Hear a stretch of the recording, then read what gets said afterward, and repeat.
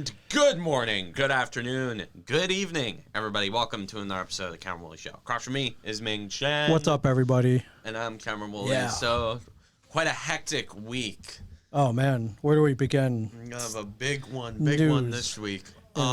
Football, baseball, hockey. Well, let's start out with what the people want. Let's talk about some NFL playoffs. Okay. Oh my God, Good games, man. They were entertaining. They were all entertaining in one way or another. Even the games, the only game that I could classify as boring to watch was the Rams-Seattle game. Yeah, well, boring? It was the least fun to watch. It was. You know It what was I mean? entertaining because I kind of Did you have an I told you so moment about the Rams? Oh yeah, which I think you told me last week. I think you did tell me last week if we rerun the game tape. But I told you. I had the Seahawks. Yep, I know. Oh, you did. Okay. I had the Seahawks. I did not have the Rams. I did not buy them one bit. Wow. I thought Russell Wilson was just gonna pass all over that field, and We all thought that Russell Wilson was gonna cook, but turns out Seahawks, Mickey Mouse 12-4, I guess. Yep.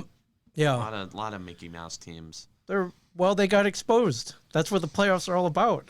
Exposing trimming the fat off or trimming some more fat off the league, if you will. Right. And oddly enough, these Mickey Mouse teams don't go into the Super Bowl. They don't win the Super Bowl, and then they don't go to Disneyland after. So, how ironic. Yes, everybody. ironic.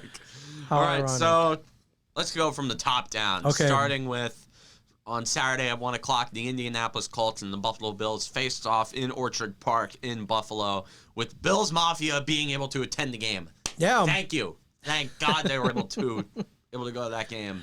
New York, very stringent on lockdown regulations, have whatever opinions you will on it, but I did not expect any fans to be at any sporting event in New York until at least late summer. Oh, yeah. But Bills Mafia, they didn't care. It was the first home playoff game since the mid-90s. So long. Yeah, there was pent-up aggression, animosity, fandom, and they came out. It was good to see. And did it push them over this slight edge? Absolutely, it did. The Buffalo Bills, they beat the Indianapolis Colts and win their first playoff game since, I believe, 1994? I don't know. Let's just say yes, because that sounds dramatic. 94, I don't know, sometime in the 90s. First time they won a playoff game since the 90s. So, very good for the Bills.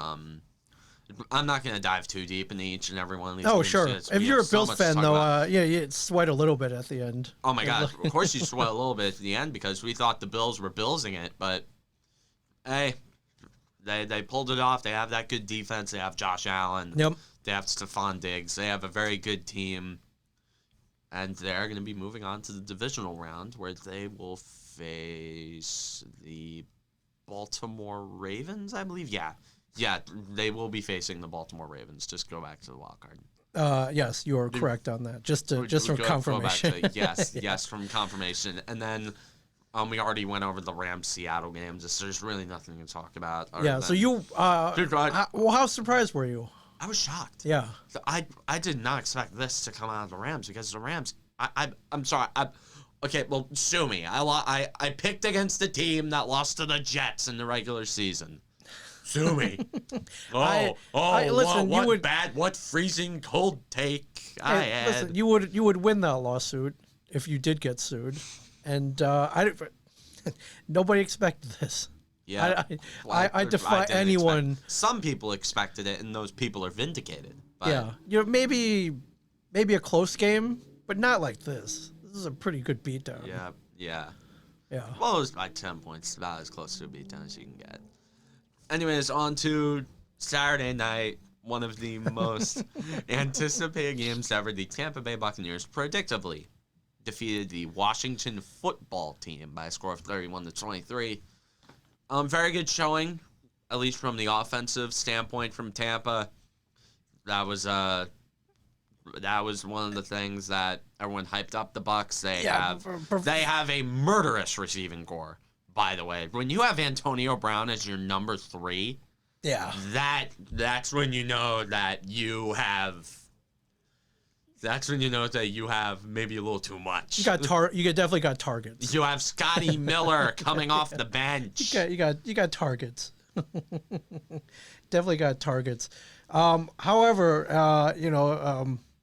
forget the Bucks, man. The real story was Taylor Heineke. What Taylor the hell? Heineke. What the hell? Guy man? who is taking, I think, engineering classes at Old Dominion not that long ago. And starting an NFL playoff game and played as well as you could want. Couldn't get a starting job in the XFL. Right? Yeah, and dude, now, this is awesome. This is awesome. And now he's starting a playoff game against Tom Brady. Can you imagine? Dude, imagine that. Can you imagine? Just imagine ascending that much within like a couple months. Just imagine that. Yeah. And I would, no stretch, most people would have crumbled under this pressure. But this would be like me going to bat against Garrett Cole. Like I'm just a podcaster. Yeah, you're just a guy who runs a little studio. Yeah. He podcasts from time to time. He was on a TV show. Yeah. He was on TV a few years ago. I'd swing a bat in a batting cage at putt-putt, but that's the ones I have at the miniature golf course.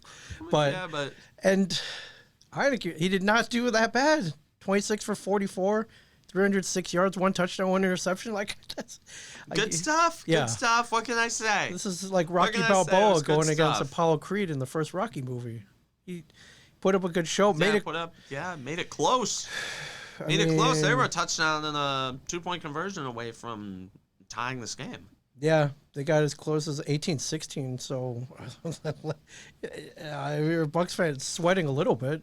Oh, a little bit. A little bit. First time your team's in the playoffs since 2007. Yeah. You get your ass kicked by a team that's in the NFC East. Next thing you know, you're in the same exact situation. You're about to lose to a team that's in the NFC East. Uh-oh. And then you're sweating. Oh, my God. And then you Could you imagine the story, the headlines? Oh, Tom Brady lost to a guy that was Tom Brady that could barely crack the XFL. Tom Brady loses to engineering student at Old Dominion. Yeah, but that didn't happen. I think he's won himself a job somewhere. At least as a backup. Yeah, dude, being a backup quarterback. Imagine how that guy's girlfriend must be feeling right now. She's like, shoo. Yeah. But talk about financial stability. Being a good backup quarterback. Yeah, that's a hell of a job. Take that check. I wonder how much he made for that one game. Probably pretty decent chunk, I imagine. A couple $100,000. Yeah, it's not bad. A couple $100,000. It's not bad. Not bad. So hats off to him. I hope. I like these kind of stories. Yeah, it's funny. It's funny stuff, and that brings us to Sunday, the Sunday slate of games. The Baltimore Ravens defeated the Tennessee Titans by a score of 20-13. I did not expect this. Really? I did not expect this. I'm going to be straight up. I'm going to keep it 100 with everyone. Yeah. I did not expect this. I had the Titans as the Titans were my big sleeper heading into the playoffs. I said that these guys were good. Yeah, well, they came running out 10-zip lead, but then you can't sleep on Lamar Jackson, man. You cannot sleep. Ever since the shit on Monday Night Football. Yeah. Ever since the shit, he's been unstoppable. And that is kind of exactly what happened. And just,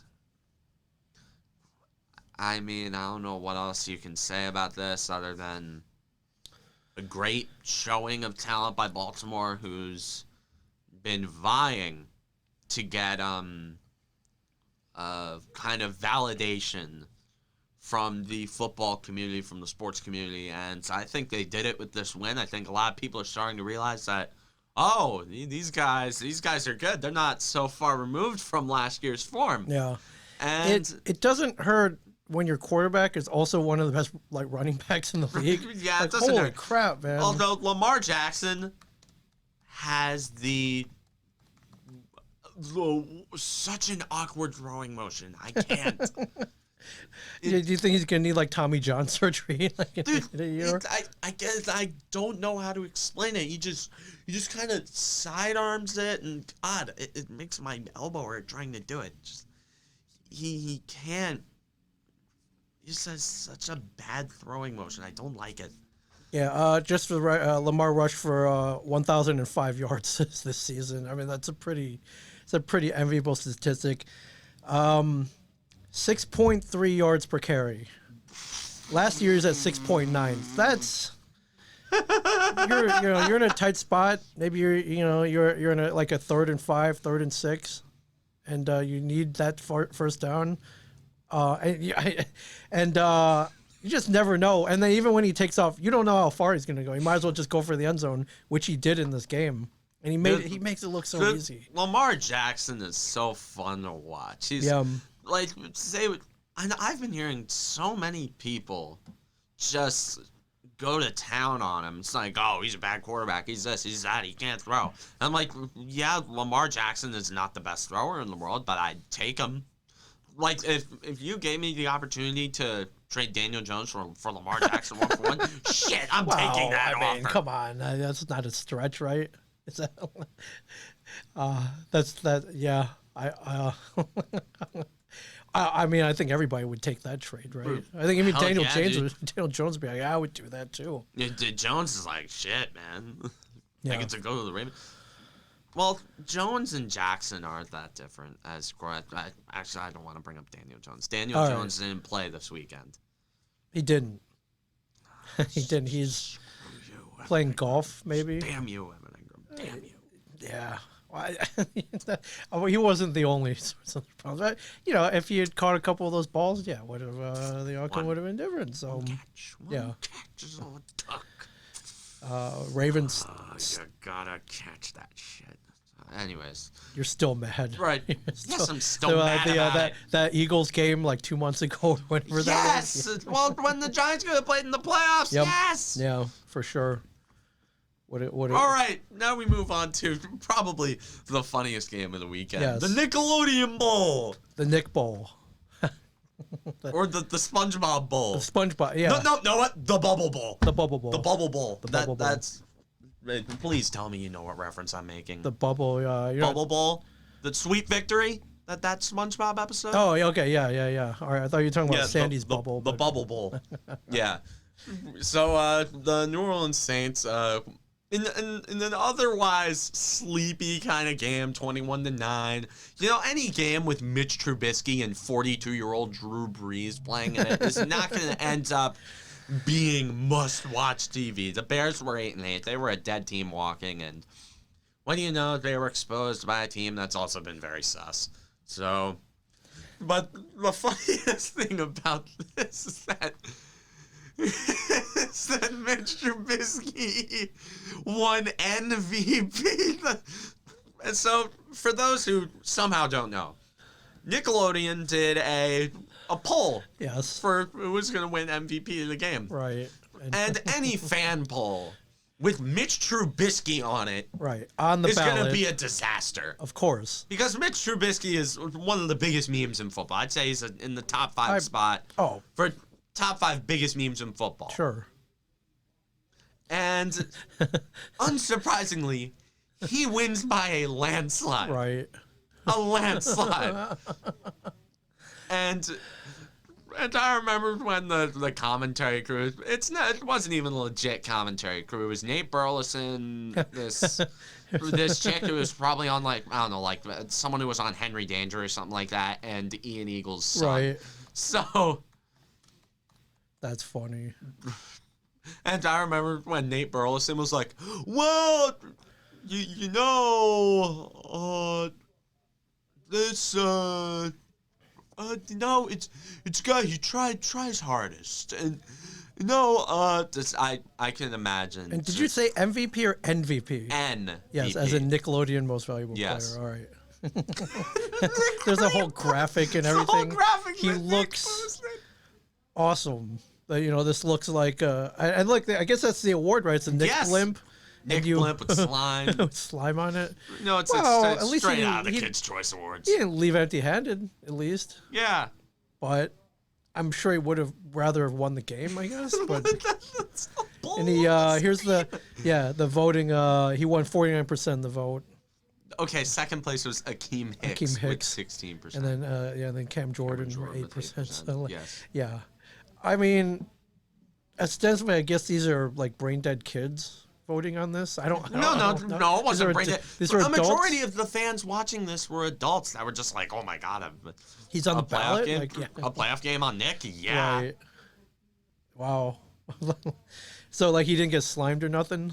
no, he didn't get slimed. He didn't have to put his hand up like a nose to get a flag or anything like in Double Dare. No. All right. Well, I hope you have space on your. Good, although I think Mitch has got space on his mantle for this one. Although one thing I will say about the broadcast, I was unironically good. I actually enjoyed watching it, and I remember they did a whole SpongeBob animation in the Krusty Krab where Yeah. everybody's getting hyped to watch the game, and then like every network has a specific NFL theme. Going into this game, like as the Nickelodeon blimp was going over the Superdome, they played the SpongeBob opening, and I remember I was just like, yes! Are you ready, kids? Aye, aye, Captain. Captain. Yeah. Can't hear you. Yeah, that's awesome. Dude, and I think I remember hearing the Jimmy Neutron theme somewhere in there. That's awesome. Well, And the broadcasters knew there were adults watching us, so they made Drake and Josh references. Yeah, although yeah. I did not hear any iCarly or Victorious, and I'm pissed. I am pissed at the absolute lack Why? of iCarly references. I didn't know you were a fan. Dude, Gibby! Gibby. Literally, my wallpaper for the Oh. last 3 years has been this collage. I've never looked at your phone. Is that a Gibby collage on your phone? Yes, it is a Gibby collage. And he's not wearing a shirt. Okay. Yes. This is He's not wearing a shirt in half of the pictures. and he's not wearing a shirt in half the episodes either. So you're on board with the iCarly reboot then. Hell yes. Okay, without what's her face? Sam. Oh, you've got to be kidding. Well, there's the waste of an unfiltered iCarly. Yeah. Well, she may change her mind once they'll back up a Brinks truck on her lawn. Well, Garbage. yeah. Well, I think they're going to be allowed to curse on this one. What? I think. Well, because the majority of the fans of iCarly are my age now. Right. I Like, wow, okay. Disney with the R-rated Deadpool and now iCarly where they drop F-bombs. I would be on board with No, this. they wouldn't even have to drop F-bombs. It would just have to be like, imagine a... I mean, you're right. They're all okay, adults let's now. not talk about suggestive themes when this is Dan Schneider directing a Right. show. Okay. Yes. Google his old controversy. We're not going to go into that. Yes, but, we're not going to. You just go down a rabbit hole of YouTube clips. Well, of now we Dan got the Schneider. Nick Bowl. What's up? What's next? The Adult Swim Cartoon Network. Cartoon Network would be awesome. Dude, Cartoon Network. Very awesome. Oh, dude, you could have the goddamn. I know this is a stretch, but I'd love their theme to be Beyblade, Beyblade. That would be cool. Yeah, the Cartoon Network would be awesome. Oh, dude, an NFL game on Cartoon Network. Shit, I'd watch that. Yeah, for sure. They already do the Pro Bowl on Disney XD. Nickelodeon. How did this happen? Do you know any background on this? I don't know any background on it. Okay. I just saw it on my Twitter feed one day, and I'm like, oh, hell yes. Yeah. And it was a simulcast, so people weren't forced to watch it on Nick. Yeah, but why wouldn't you, right? Yeah. I think this beat out. I assume this beat out the CBS ratings with Jim Nantz and Tony Romo. Yeah, I should hope so. Well, yeah, of course. They had the slime in the end zone. Yeah. It was awesome. All right, let's go to All right, and then we go to the the main event. The main event.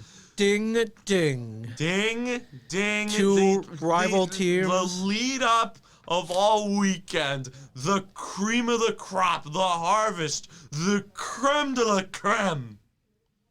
The cream of the crap of the Super Wild Card weekend. The battle for the border of Ohio, Pennsylvania, everybody. the Salt Bowl, as Urinating Tree called it. Yes. The Cleveland Browns, and just don't let the scoreboard fool you. The Cleveland, I'm sorry, I'm not used to talking about the Browns in the playoffs. Yeah, I know. He can't even say it, ladies and gentlemen. He can't even form the sentence. It's so crazy. The Cleveland Browns bludgeoned the Pittsburgh Steelers at Heinz Field. Yes. By a score of 48-37. And I know 48-37 doesn't seem like a bludgeoning score, but look at the first quarter. Yeah. It was. History was made, ladies and gentlemen. If you ever wondered what over 2 decades of pent up rage and pure malice being let out looks like, you get this game. Yes. Cleveland, proximity-wise, very close. Bitter rivals. If you're in the Ohio area. Bitter rivals for years. Oh, my God. Everyone in Pittsburgh hates Cleveland. Everyone in Cleveland hates Pittsburgh. And Pittsburgh came out to a very quick start. Almost, there were talks of... The first play from scrimmage. Yes. The first play from scrimmage, Marquise Pouncey, whoop, right over the head of Big Ben. Yeah, bam, touchdown. I'd say Big Ben, the clock wouldn't even have caught that snap. Nope. That was so off target. But I don't know if he drank extra coffee that day, but that snap was nowhere. He was close. not eating his mingies, or he maybe ate a little too much mingies. Yeah, maybe. Sometimes if everything in moderation, everybody. But that set the tone for the whole game. The whole game. Yeah. So Cleveland scores a touchdown on that failed snap. Yep. For first play of the game. Yep. First play from scrimmage. Yep.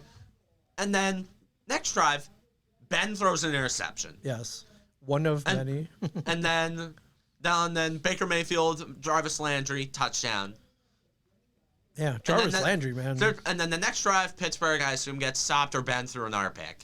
And then, it was... Fumble, pick. Okay, fumble, pick, and then a punt, and then Kareem Hunt ran for a touchdown, and then Ben gets picked off again. Yes. And then Kareem Hunt runs for another touchdown, and that was the end of the first quarter. Right. 28-0. In the first quarter. And can we pull up the stats real quick? Because yes, we can. I haven't viewed a lot of the stats this game. And can I say something? You may. I hate to say this, but I've had a long history with this man. And sure. He was my personal blooper reel last year. Said some controversial statements that you did not appreciate. Yes, and now he might have been right, but all I will say is Baker Mayfield ate his mingies. He did this week. He ate his mingies. He threw for 3 touchdowns, no interceptions. Kudos to him. I raise a drink to him. I respect. All right, I respect. Begrudgingly, I respect a man who can come back from a sophomore slump like that. Yeah. You can turn a franchise like Cleveland around. Shit, man. That gets my respect. Did a great job and punched Pittsburgh in the face right in the first quarter and stunned them we'll get to Pittsburgh in a minute, but. I mean, all right, the 28 zip in the first quarter, that was a surprise. But maybe Ben playing so poorly, throwing so many picks, I don't know if that was as a surprise. But the Steelers losing this game, that's not couldn't have been that. I think we both picked Cleveland, didn't we, last week-ish? I picked Pittsburgh because Stefanski, I did not think this lowly of them. I thought lowly of them. I thought pretty lowly after week 16. Well, or week 15 after they lost to the Bengals. I thought pretty lowly of them. But the bar was not that low. It was pretty low. You should have lowered your bar. But it wasn't to losing to the Cleveland Browns special teams coordinator with Odell Beckham out with a torn ACL kind of low. And Steelers fans will talk about Ben torching a second string secondary for 4 touchdowns and 500 yards. That's a Mickey Mouse stat line. 4 picks is all you need to know. The rest of the stat line doesn't matter. 4 picks. 4 picks. And I'm typically not bullish on old quarterbacks. I haven't been bullish on Ben Roethlisberger. I've thought he always got a little bit too much blame, but after watching this game, I'm like, ooh, God. Well, Yikes, he's cooked. I mean, let's give them a little credit. They came back. They came roaring back. It was a backup secondary playing prevent defense. Sure, I understand, but the Browns were resting players by the second quarter. Yes, but they came within 13. They came within two touchdowns. And they didn't give up. But yes, they were. the Browns players should be well rested for next week. Yes. Oh. So many yinzers. It's like if you look at if you look, oh dude, did you see Tree's live stream? I didn't watch the live stream. I was watching his tweets, and I could see the exasperation. He had a live stream live. He was screaming. Yeah, and he's big Steelers fan. Resident yinzer. Yes, he's a cynical bastard. As a Steelers fan, he threw up his pierogies that day because.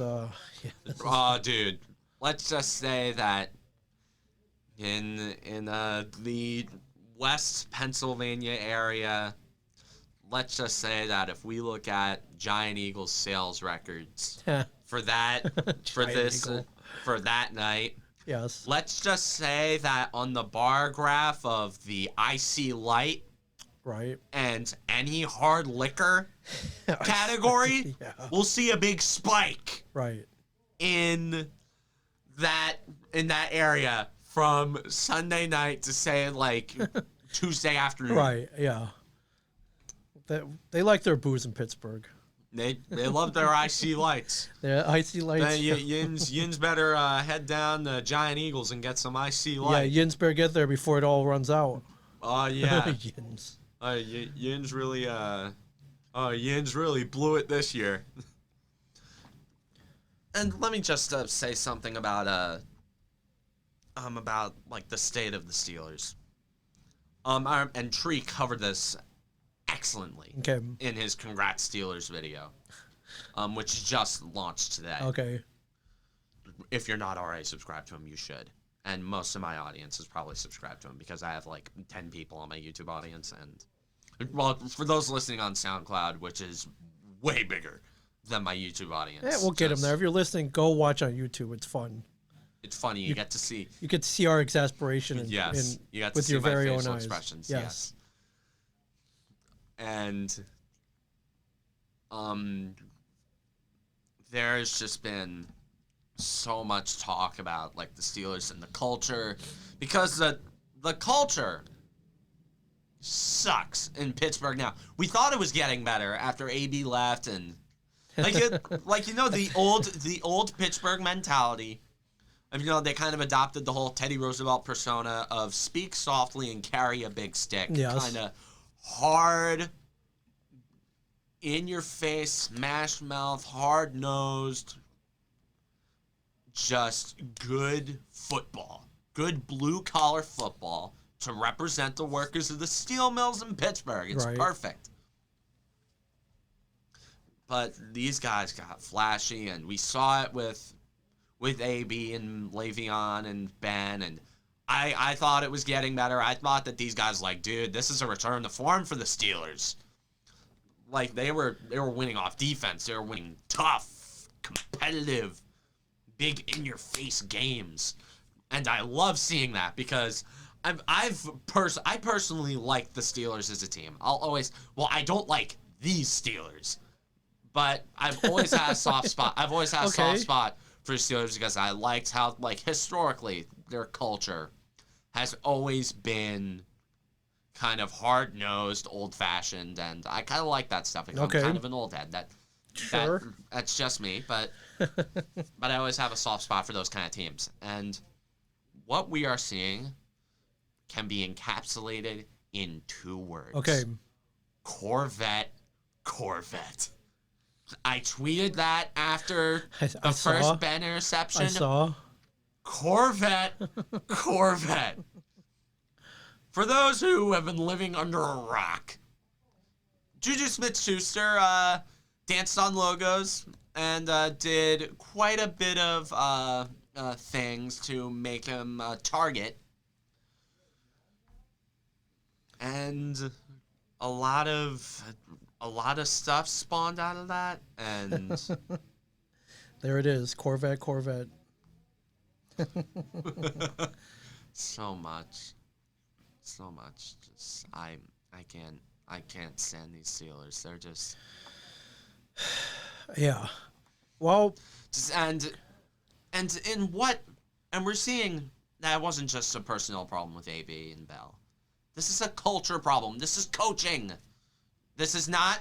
Yeah, not one person. Not two people. This is not players. This is Tomlin. This is Fichtner. This is I think Butler is still the defensive coordinator. Maybe, I don't know. But the Steelers need to do some soul searching, and they need to trim some fat. They trimmed it before, but I don't know what earth other than this one where Mike Tomlin doesn't get fired after this. Well, he's still safe now, right? Well, the thing is, the Steelers have had a legacy of not firing coaches. Sure. And this even goes back to when Chuck Noll was senile and running the team into the ground in the 80s. Chuck Noll. That's a name from the past. Chuck Noll. Like when the Steelers were irrelevant in the 80s and Chuck Noll stayed there because we let our guys retire or their contracts expire, which basically means that they're fired. Yeah. Or they're goaded into retirement, or they're just not brought back. Right. And Tomlin's contract needs to expire very quickly. Very quickly. I can't stand Mike Tomlin at this point. He's just not good. Not good. Well, Tomlin's under contract through this year, so 2021 or next year. Well, this year, with a 2022 joint option between the team and the coach. Yeah. Well, good luck with that. Yeah. Good luck with that. Yep. Good luck with that. And can I just say one more thing? Absolutely. You say as many things as you want. Dan Rooney has to be turning like a rotisserie chicken in his grave right now. Turning like the Costco rotisserie chicken in his grave, right. Wherever that may be right now. This would not stand. And you know who would also be pissed off at this? Who's that? Wellington Mara. Yeah. Because the Maras and the Rooneys, they're like this. One of the most famous actresses in the world, she's a Mara. Her name's Rooney Mara. Yes. So Wellington Mara would also be disgusted right. at this. Well, exposed. True colors shown this weekend. Just like every year with these damn Steelers. Yeah. All right. Well, let's move on to baseball. We're gonna. Okay. We've got a couple things to talk about. I'm gonna grease by this very lightly. No, we're not talking about DJ LeMahieu for now. Okay. But we'll talk about him later. Okay. Well, let's talk about a trade that our crosstown neighbors made. The New York Mets, Steve Cohen. I have been somewhat critical of him in the last few weeks. How so? Because he talked a big game. Right. But he didn't do anything aside from the James McCann trade. Right. And he shut me up with this one. The New York Mets traded for Francisco Lindor for peanuts. Right. And Carlos Carrasco. They got Carrasco. Carlos Carrasco. Don't sleep on Carlos. He's an upgrade as well. Monster, the Cookie Monster, Carlos Carrasco. Yeah. And this is a fantastic trade. I cannot stress this enough. Oh my God. Whoa, this is huge. This is a great, This signals that things are different in Flushing now. Yeah. Things are different. And I'm not going to say that this makes them better than the Yankees. I'm not going to say this makes them the top dog in the National League. Hell, I'm not even going to say this makes them the top dog in their division. Because I still think the Braves are better, especially after signing Mr. Game 7. And, but Lindor makes the Mets Awesome. serious. Yes. Serious. Absolutely serious. And this is a huge trade. And, I'm not going to be like most Yankee fans and seethe because that's what Mets fans want. Sure. Mets fans talked about the Yankees when they made this trade. Well, Mets fans always talk about why would the you Yankees. see that if the Yankees had pulled off something like this, it would have been celebration over in the Bronx, man. Well, yeah, anybody Meanwhile- would celebrate at their team trading for Francisco Lindor. Yeah, He's one of the best in the business. absolutely. But Yankee fans, I'm not pissed off at this trade because bottom line is they're a team in the National League. And guess what? The Yankees, as of right now, still have a better roster than the Mets. Still have a better roster. As of right now. As of right now. No, not as of right now. As for probably the next few years, they have a better Okay. roster. All right. There's a lot of talent out there still. Okay, because you know what? The Yankees have Jason Dominguez coming up through the system. All right, He's okay. an impending meteor that's going to hit the Bronx very soon, probably by my sophomore year of college or something like that. He's going to be here. He's going to be 19 years old. You know, a guy who's gotten comparisons to, I don't know, you may have heard of him. I don't know, Mickey Mantle. You may have heard comparisons. You may have heard that name. That's a bold statement, my friend. That didn't come from me. All right. That did not come from me. Okay. You know, I do not compare. No, you don't even make predictions. I really, so. I don't even compare Mike Trout to Mickey Mantle. Mike Trout okay. is Mike Trout. Mike Trout's Mike Trout. Mike Trout's Mike Trout. Mike Trout, I still think Mantle's better than Trout because when you consider that Mantle played every season ahead of his rookie season with on one leg, basically, because he basically tore every bit of cartilage in his knee. He played on one knee for the rest of his career, and he still got in the home run race with Roger Maris. But anyways, that. Yeah, but this is some wheeling and dealing, man. Mets gave up four this players. This is awesome. Include their 9 and 10 prospects. They have to give up any top prospects for this. Yeah, no, and this is great for New York. This is great. You know what? I'm happy for the Mets as a team because I like them as a team. I think that Jacob deGrom, there's not a single unlikable player on that roster. It's a very likable group of guys, and I like the Mets. God, I can't stand the fans. Right. But I like the Mets. How can you hate the Mets themselves, though? Dude, I like the Mets themselves. You know, I've always liked Jacob deGrom. I've always liked Thor. Sure, Syndergaard. Pete Alonso. Yeah. Jeff McNeil. He's a funny little player. And they have Todd Frazier. Yeah. I think they still have Todd Frazier, but I love the Todd father. Yeah, I love it. All these other rivals. This from the St. Louis Post-Dispatch headline. Everyone's seething. Lindor bad for baseball. Lindor trade bad for baseball. Like, come on. How is that bad for baseball? Who wrote that article? Who wrote that? No. Let's see the name. Let's call them out. Ben Fredrickson. Now, first of all, what kind of name is that? Second of all, you should be fired. He won't be fired. He's wearing. Current state of sports journalism, everyone. Yay for journalism. Get the hell out of here. This is why I started this show, because of people like him. Yeah, for sure. Come on. Yeah, you can't. Come on, yeah. man. What a great. Dude, great for the Mets. You know what? Yeah, I'm happy. I'm happy for them, too. I'm happy for them. You know what? The Subway Series is going to be funny. It's going to be fun now. It's going to be You're fun. calling it right now, the It's gonna Subway be Series? fun instead of funny. The Subway Series, it's gonna be big This gives the now. Mets enough juice to get past the Dodgers and the Padres. No. Hell no. Okay. Nobody All right. in the National Okay. League comes close All to right. the Dodgers except maybe the Braves. All right. Maybe the Braves. Gives them a better chance. It gives them a better chance. Yeah. I think they're a wild card team. They're definitely a playoff team with this. Whoa, good Lord, with this? Definitely. But we still have to consider one thing. Yes. What's that? These are the New York Mets. Yes, it is. And no matter who owns them, something may happen. Because for all we know, first at bat that Francisco Lindor takes a shitty field, there could be a grand piano that's being moved to an apartment from a crane, Right. and it could snap, and it could fall on him. Right. And the piano says it has a big word Acme across of it. Yeah. These are the Mets. These things have happened. Yes, these are the Mets, and I am waiting to see if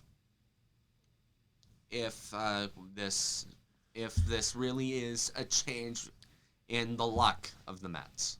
I mean, he could come to Queens, and then maybe they could wrap him in bubble wrap and, like pat anything pointy, cut his steak for him, all kinds of Baby-proof the entire ballpark. Just baby-proof, the ballpark and wherever he's moving to.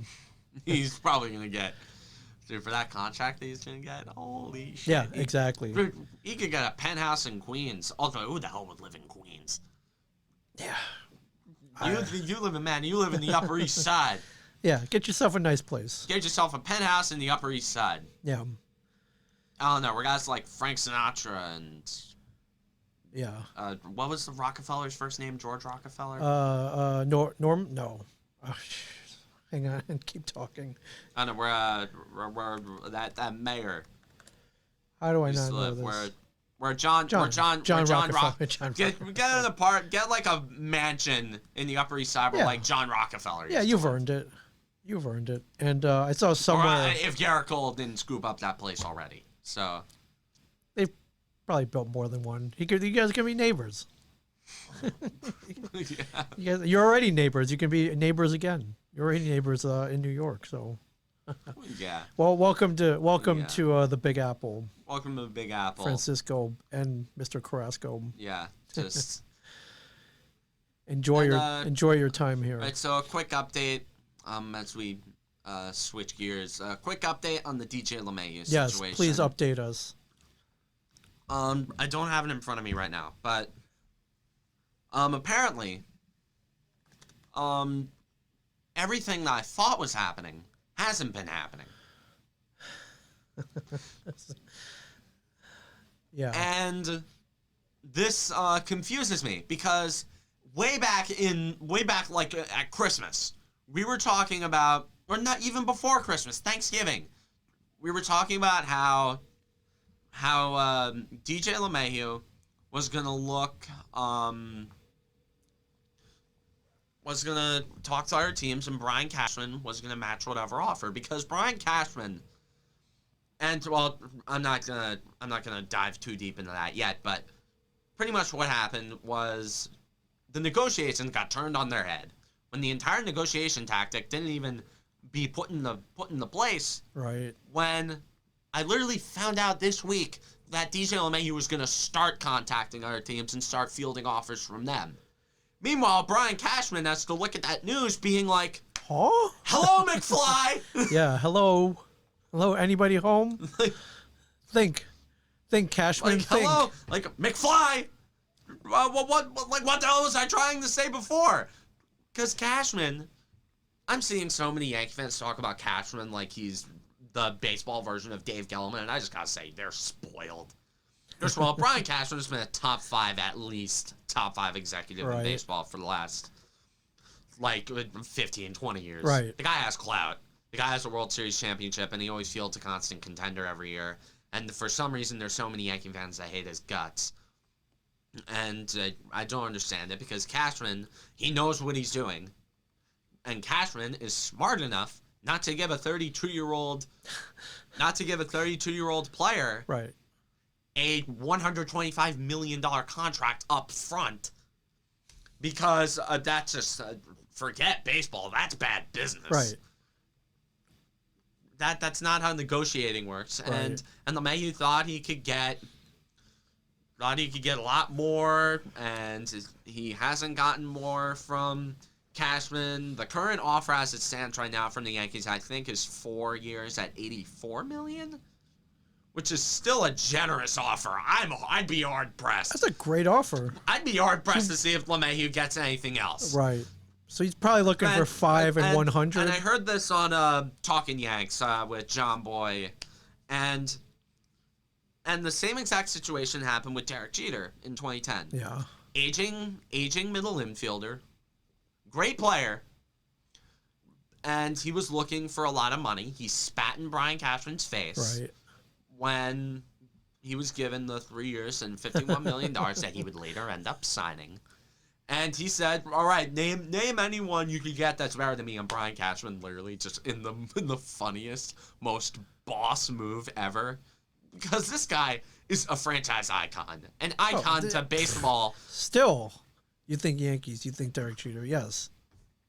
But he starts listing off guys who are better than Jeter. And Jeter, at this point, could probably punch Cashman in the face. And then he went out, thought he could get like $100 million like LeMahieu. And he didn't, and he ended up re-signing with the Yankees for 3 years and $51 million. Yeah. And I think that is the most likely scenario that happens, barring a superhuman offer from the Dodgers that gives him what he wants, which is lucrative. It's not out of the question. Which is lucrative for a guy his age. They got money. For a guy his age. They would welcome him to honestly, the West Coast. If LeMahieu wants $125 million over 5 years, bye, Felicia. I'm not paying that. No. For as good as DJ LeMahieu is, there's definitely a few bargain options out there that could at least hold the fort before next year's also superhuman free agent shortstop class. Right. So and LeMahieu, I'm seeing so many Yankee fans get their balls all twisted up over this and saying, "Oh my God, they're not paying DJ. They're not paying DJ. Fire Cashman. Fire Cashman. Cashman sucks. Cashman this. Cashman that." When if anything, if there's anything that has to do with finance, it's Hal Steinbrenner. Hal Steinbrenner's the one who's in charge of the money. He's got the checkbook. He's the one who's in charge of the money. The reason the Yankees signed Garrett Cole was because Hal Steinbrenner gave them the green light to do whatever the hell he wants and pay whatever the hell they want. Yeah. Well, this was, 3 days ago? Where LeMahieu was told his reps to January 10th. And this is on the @CamWoolley show on Twitter.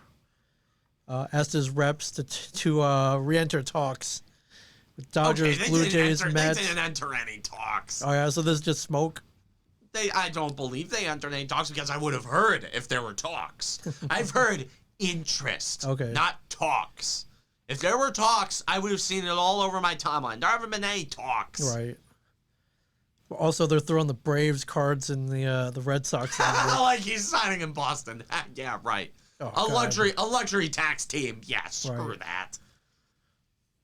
Oh man.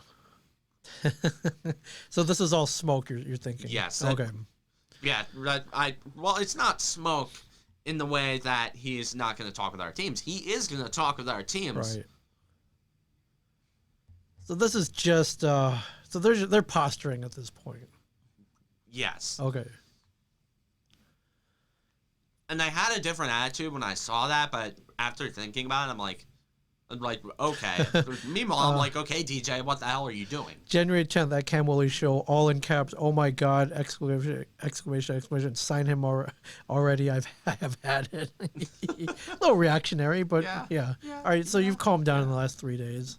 I've got some clarity. Okay. I've got some clarity. Okay. There's posturing, and yes. All right. Yes, I have had clarity with this. It's getting late though. We're in mid-January already. Dude, but okay. Everyone's talking about how the Yankees are the only team, or Yankee fans are talking about how the Yankees are the only team that's sitting on their hands. Sure. No, everybody. Every team except the Mets and Padres have been sitting on their hands. Yeah. No other team has made any significant moves other than the Mets and Padres. Yeah. And they are in extraordinary situations. Where, one, the Padres are playing with fire, have a super young team, and have a farm system that's amazing. And the Mets just got a new owner who's eager to prove his trustworthiness to the fan base. Right. And he's got money. He's got money. Money. Money makes things a little easier. Yeah. Whether in baseball or in just in life in general. A little bit easier. A little bit easier. For sure. Oh, man. I mean, how much longer are they going to wait? Does it... They're going to wait until they see offers from other teams. Okay. and they'll either think it's reasonable to match it, or they'll say, what the hell are you thinking? I'm not giving you $100 million. And then he'll walk. And the baseball community is going to laugh at the Yankees, even though they're going to completely ignore that a team gave $100 million to a 32-year-old man who could very well decline. Right. Drama, man. Baseball drama. I'd love DJ LeMahieu. You gotta sign him. Anybody. Yeah, no shit, you gotta sign him. No shit, you gotta sign him, but remember, it's a business. There's negotiations. I'm not giving him $100 million. Yeah. This is my change in energy, but I'm not giving him $100 million. Right. The 4x84, that's generous. It's pretty good. The 4x84, I'd be hard pressed to see if he gets anything else. Like baseball experts are saying that he's going to get like 60 million, not 84 million. All I'm saying is that DJ, I love you, man, but you're in just a little bit over your head here, man. Well, I mean, for good reason. You get away. You get away with this deal when you're 27. The age is, yes, definitely against him, but his stats, stats. Yes, I know the numbers. Stats are good, man. He is. The stats are great. The stats are phenomenal. I know. But the bottom line is the age, and it's unpredictable. The Yankees already have one albatross contract in Giancarlo Stanton. As good as he may be, as good as he is. When he can actually get onto the field, yes. Yes, the Yankees already have albatross contracts, and even though the Yankees have a lot more money than every major league team combined, I don't think that there's enough $15 flat beers that can sell to cover the cost of 3 major albatross contracts. I've bought those flat beers. I've drunk those flat beers, so I've contributed. You've thrown up those flat beers because they're probably disgusting. I've never thrown up at Yankee Stadium. I just saw a big tweet. What the hell? This is basketball news, but holy shit! Well, is this unexpected? Breaking news, everybody! Breaking news, everybody! What? I'll do you you can do the honors of reading this. So James Harden has been pissed at the Rockets for a while, and he got his wish. In the NBA, the players always get their wish because the NBA is a league that's mired with selfishness and encourages a culture where players get whatever the hell they want the moment the situation isn't crystal clear perfect for them. James Harden dealt to the Brooklyn Nets. Yes. In a blockbuster deal involving Victor Oladipo and Karis LeVert.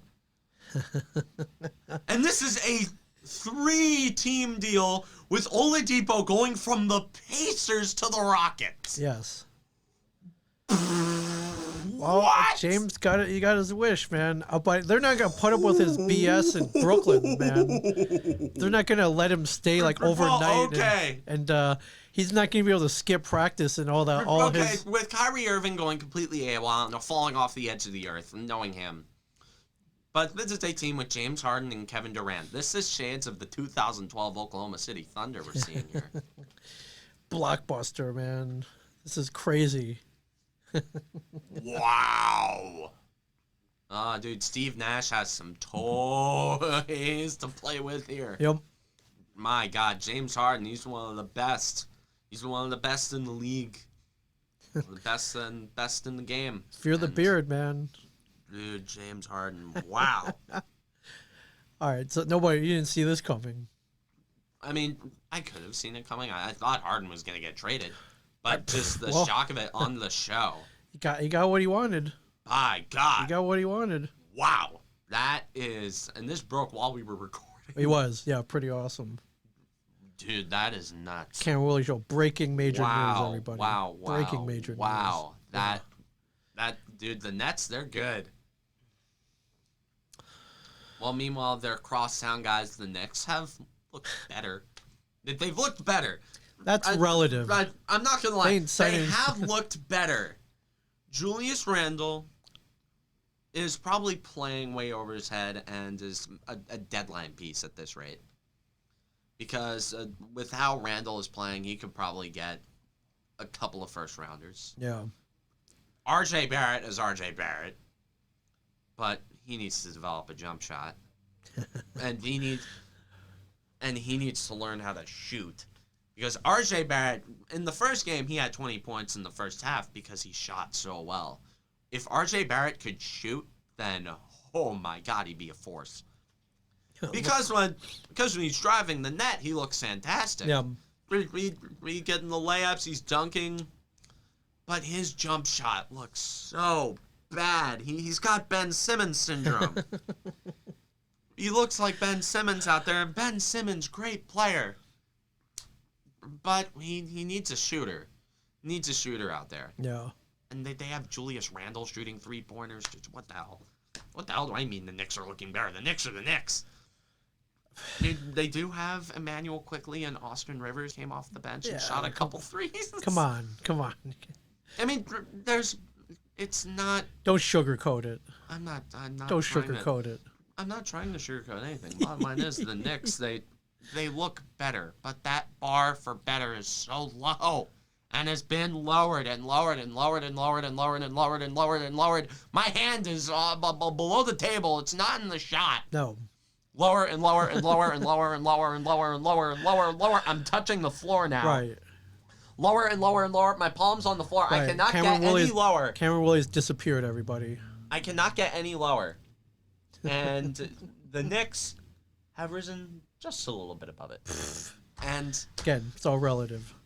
Again, relative. Well, as you said, relative. Anyways, enjoy Brooklyn, Mr. Harden. He will enjoy it. He's got his buddy KD. And he's good. They're not gonna let him get away with all this BS though that they were letting him get away with in Houston. No, but it's the NBA. Maybe they get away with everything. He can focus. He can now focus on his game. This is why I don't like the NBA. So much selfishness. Oh yeah. So well, that's why I don't really watch anymore. I'm a team sports guy. All right. Anyways, let's get to the thing that I put on my Twitter like right as I got home from school. This is a day we've been waiting for several months. Let's talk some as Ming is flaunting the crest right now. That's the right. New Jersey Devils are one night away from opening up their season against the Boston Bruins at Rock. And 2021 realigned divisions, COVID-friendly divisions, everybody. Yes, a murderous division. And the Devils released the roster that they're going to be putting out there on the ice. Yeah, here it is. What do you think?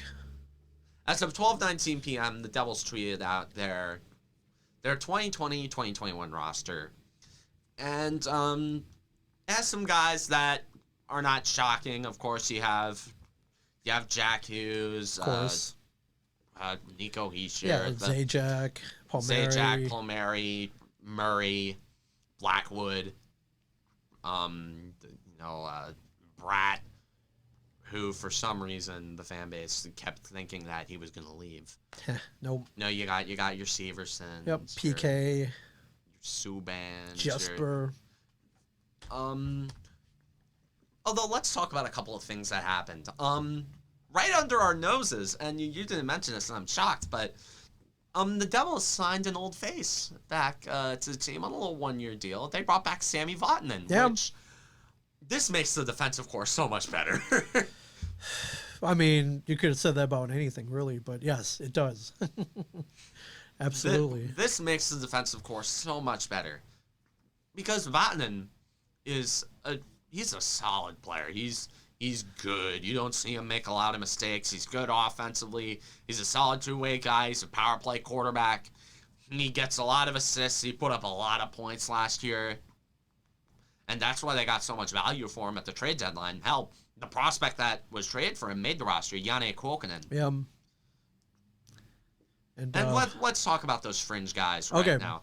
Who do you want to start with? Janne Kuokkanen, okay. He's good. I heard he looked good in scrimmages, and he was a guy who I heard a lot of buzz about. I didn't watch a lot of the scrimmages. I only caught like maybe 10 minutes of I the watched the last highlights on Twitter. Red versus white. And Brooklyn, he obviously played well enough to earn a roster spot, Yep. especially in a camp that was flooded with prospects. Flooded. And another guy who kind of showed his worth during camp and who is all but gonna win the Calder at this point. Let's talk about Yegor Sharangovich. A guy who I've heard nothing but good things about out of camp. He has looked fantastic. From what I've heard, he's going to slot in on that third or fourth line, and he is going to be good. This is the kind of depth that I talked about a couple weeks ago. Wow, that's a word. I wanted these guys to make the roster and go out there and play well. All right, prove themselves, play well. Prove themselves. You know what? And just shore up the bottom six. I don't even want them to put up not even like 35 points. Maybe like 20. Yeah, decent numbers. You know, like a solid third, fourth line scorer. That's all we ask. We don't ask for anything. Some other guys who made the roster are Michael McLeod, Nathan Bastion, guys who we've been waiting to bust out since 2016 and haven't. For lack of a better word, I like the game that McLeod plays, and I especially like the game that Bastion plays. But it just hasn't translated into a lot of points. But I'm eager to see what they can do. Again, this is all about young guys. I want to see them play. I want to see them prove their worth. I want to see them out there. I want to see them play well. I want to see what they have so we can trim the fat. Right. Come off season. You know what, dude? I just want to see them hold the lead. Is that too much to ask? Okay, I mean, maybe. Is that too much to ask? But and then and we're gonna use the P word. We just want to see some progress. Yes, progress. And speaking of progress, yes. A guy who we've been clamoring to see on this team for the last couple years, who almost made the team out of camp. He was like a final cut in 2018, the year he was drafted out of the OHL or out of the WHL. Finally, Ty Smith makes the roster. Yes. Thank God. Oh, man. Number 29, everybody. 24. Or 24. Number 24. Ty Smith. Love it. I love it. I can't wait to see what this guy's got. I've heard nothing but good about him. I've seen nothing but good from him. He's one hell of a scorer. He's an offensive defenseman. And he can play a little bit of defense. He won't shit himself on the back end. But That's saying a lot. He is just something good. Yeah. And I can't wait to see him out there. And if he busts, then, well, I'd be sad because I've been waiting to see him for quite a long time. But he's just a really, really good player from what I've heard. And he's adjusted his defensive game. In the WHL, last year he had significantly less points, so that means he only averaged around like a point a game. Yeah. As opposed to the like point and a half the year before. Yeah. But I think Smith worked on his defensive game a bit, and I think made the roster. I think he's going to be a third pairing guy opening night. He'll be probably playing down there with like Dmitry Kulikov or something like that. And he'll I can't wait to see what comes from him. Yeah. So I guess they're officially calling this year is still 2021, 2020, even though they're starting in January. Yes, 2020, 2020. Get denoted. All right. It'd be awkward to just be like. The big surprise here is that a guy who the Devils traded for at the deadline, the big prospect, the big chip from the Blake Coleman trade, he only made the taxi squad, but he's going to be up there a bit because taxi squad, you have guys that test positive. Yep. Like, depth is big, and one of those depth pieces is going to be Nolan Foote, a guy who was drafted... Foote, number 25. A guy who was drafted just last year. And I've always talked about Nolan Foote as a guy who's going to be around in, like, 2022. Like, next year, the year after. I did not expect him to make the roster this year. Yeah. And all I can say about Nolan Foote, from all I've gathered, from all the film I've watched, or or anything I've heard, is that this guy has a shot.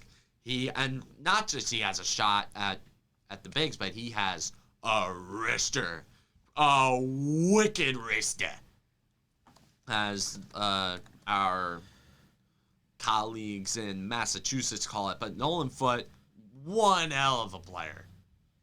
All right, I hope those wristers find the back of many nets this year. Absolutely. Is what I'm hoping for. Well, welcome to the roster, Nolan. Absolutely. Welcome to the roster. Absolutely. I can't wait. Can't wait to see what this guy has to show us. Yeah. Can't wait. Sorry, so there's hope. Little bit of hope. There is hope, and there would have been actual optimism because I think, holy shit, this team's going to be good. But something happened in the. And I know that's. Well, I mean, it couldn't all be sunshine and rainbows, right? It couldn't all be sunshine and rainbow. These are the New Jersey Devils. They are. And we got news over the Some shocking news.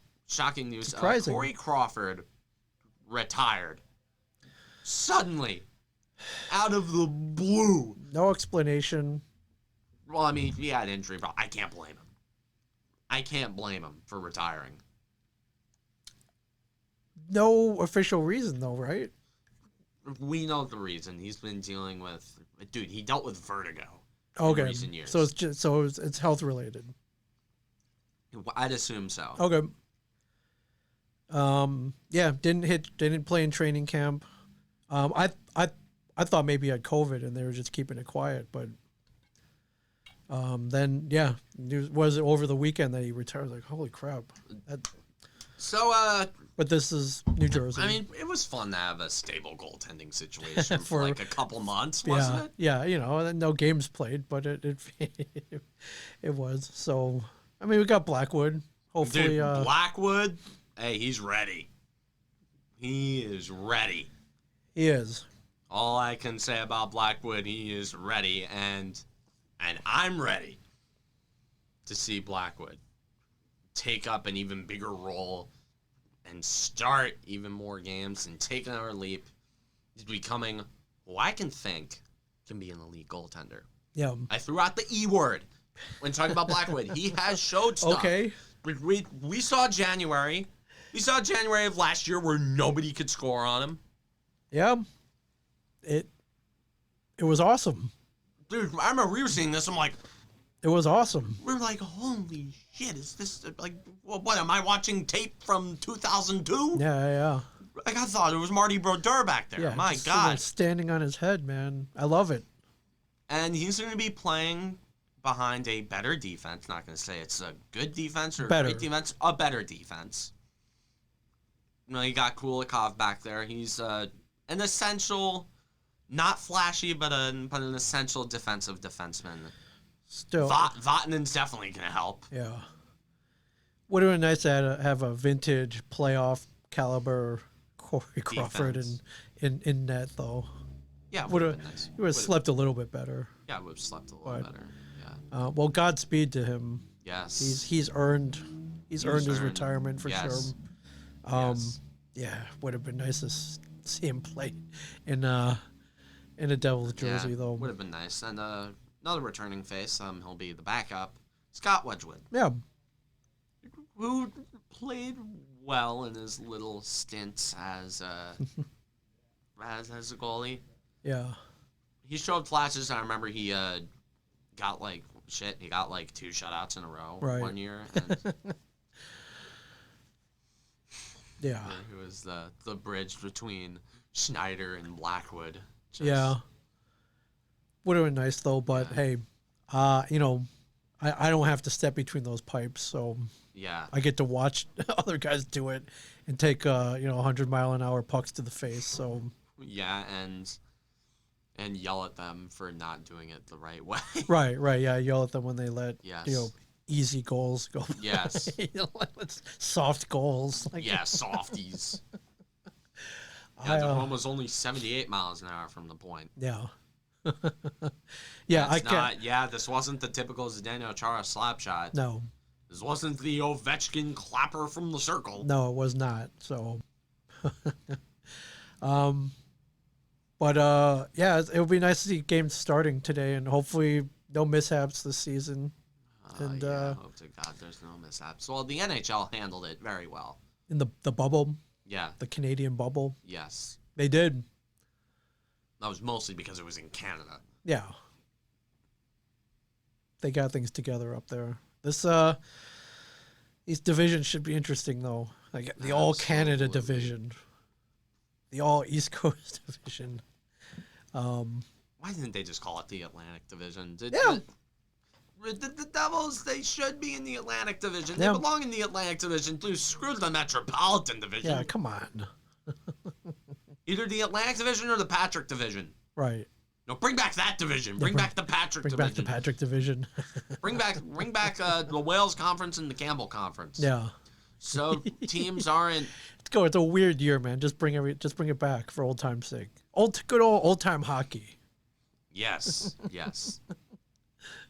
Oh, I was gonna look up who's playing today. See if we can get a schedule here. Oh yeah. We have tonight. We have Pittsburgh at Philadelphia, Montreal, Toronto, Blackhawks, Tampa Bay, Vancouver, Edmonton, and St. Louis, Colorado. So does this game start already? I think. The hell? This is a Penguins Flyers started at 5. They start at 5:30. So in a mere few minutes. Yes, that will be starting. The Battle of Pennsylvania, everybody. Should be look at this clean slate right here. The no Carter Hart. Where the hell is Carter Hart? I see Tristan Jarry. Where the hell is Carter Hart?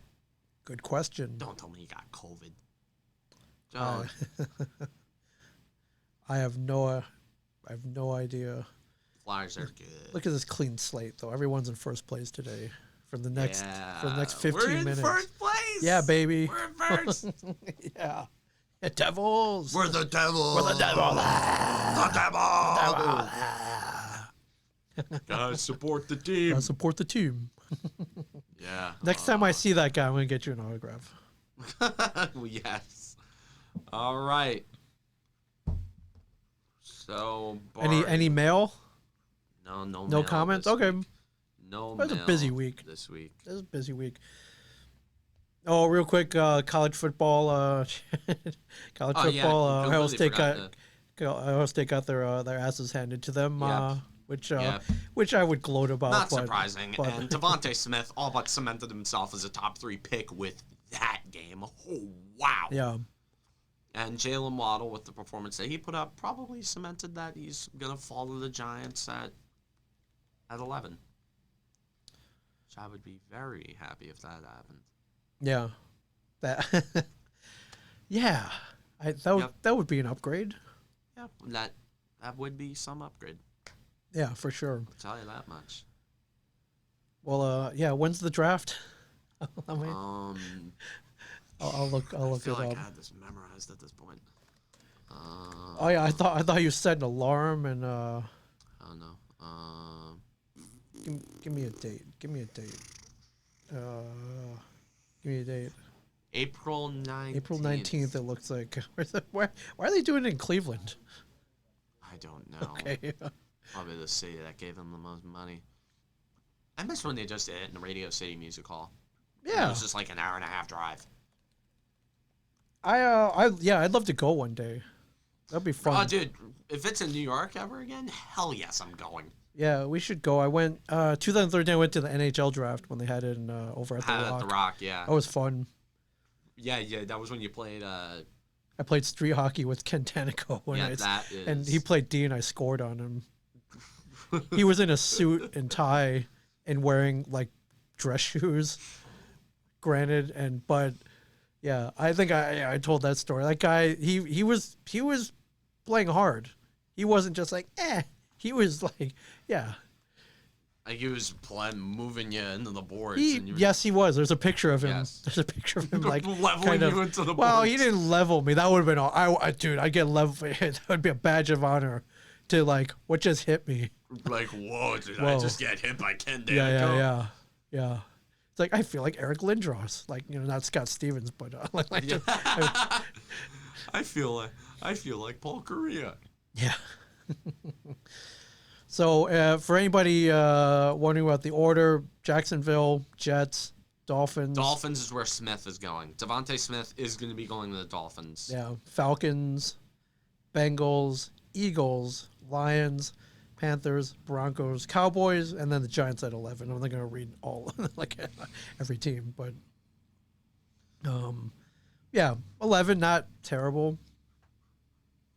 Yep. I mean, I'm sure you would love to be up a few spaces, but a few slots. Yeah. What are you going to do? Yeah. Well, good luck. April is coming. April 19th is coming up quick. Man, it's going to be good. Yeah. No, April 29th. April 29th. It was April 29th. Actually. Okay. Yeah. All right. I was like, wait a minute. Yeah, I was like, that didn't sound right. April 29th. Circle it on your calendars, everybody. Yes. The 29th is I hope to God it's a Friday. Oh, it's like a midweek. April 29th is a Thursday. It's Thursday. Okay. Fair enough. I always treat Thursday as kind of like the Friday. Yeah. It's Friday Junior. I love Thursdays. All right. Anyways, yeah, it's a big week. I was shocked we were able to get through all. Yeah, My we did it. I'm sure we probably left something out. I'm gonna be on the drive home. I'll be like, damn it! Oh, dang it! Yeah. Well, check Twitter. I'm sure you'll. Cam Woolley does not hold back on Twitter. You should be following at Cam Woolley Show. Yes, at follow Cam on Woolley Show. Follow on YouTube. Merch in the link below. Yep. Link in the YouTube description. Yeah. If you're listening on SoundCloud, sub on YouTube. Yeah, for sure. Because we're number one on a shared universe on SoundCloud. Let's yeah, become man. number one on a shared universe on YouTube. Heck yeah, man! I love it. So for those who are just watching, subscribe, or who aren't subscribed already, be sure to subscribe, hit the notification bell. Absolutely, we come up with new stuff every week. I stream, hell, I even stream video games sometimes. Yeah. I just got a Dolphin emulator on my PC, so I should be having some fun. Nice. I've been playing so much Melee lately. So much Melee. Oh, I was playing Mike Tyson's Punch Out the other night. Oh, damn. On streaming on Facebook, so I'm getting in the game too. 8-bit. I got beat by King Hippo. I forgot how to beat him, but Wow, dude, he opens his mouth. I know. I had to. I called the Nintendo Power Hotline for $1.99 a minute, and I remembered how to do it. Anyways, yeah, from Ming Chen and the Shared Universe Podcast Studio, I'm Cameron Woolley. Stay classy, New Jersey.